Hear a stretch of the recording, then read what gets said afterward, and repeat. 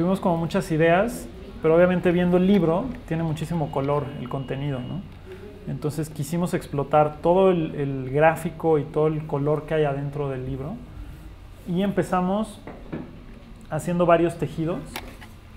Hicimos muchos experimentos de ver cómo podíamos desplegar pues los diferentes proyectos que hay, los diferentes colores en una gama. Vimos también que está todo este tema del texto con el fondo amarillo, que es súper interesante. Y de repente se nos ocurrió que podíamos mezclar el papel con resina. Entonces hicimos algunas pruebas pues, embeber el papel en un bloque de resina y ver qué efectos le pasaba, si hacía mate, se empapaba el papel con la resina y empezaba a vérselo del otro lado. Se empezaban a salir unos efectos muy interesantes que no nos esperábamos.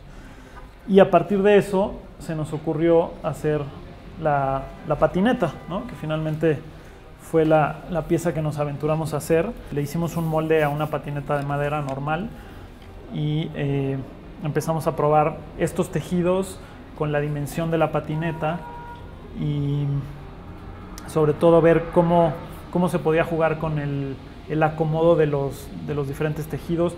Algunos hicimos más chicos, otros más grandes.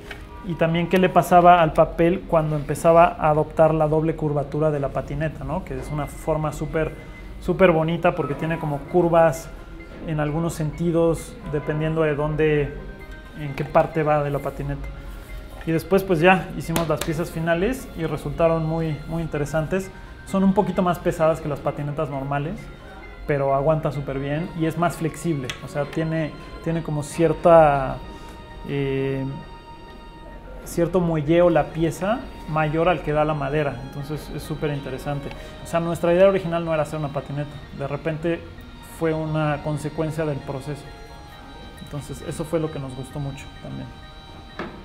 Pero después pensamos que también como toda la parte lúdica de su trabajo se puede representar en una pieza con la que puedes interactuar, ¿no? Completamente.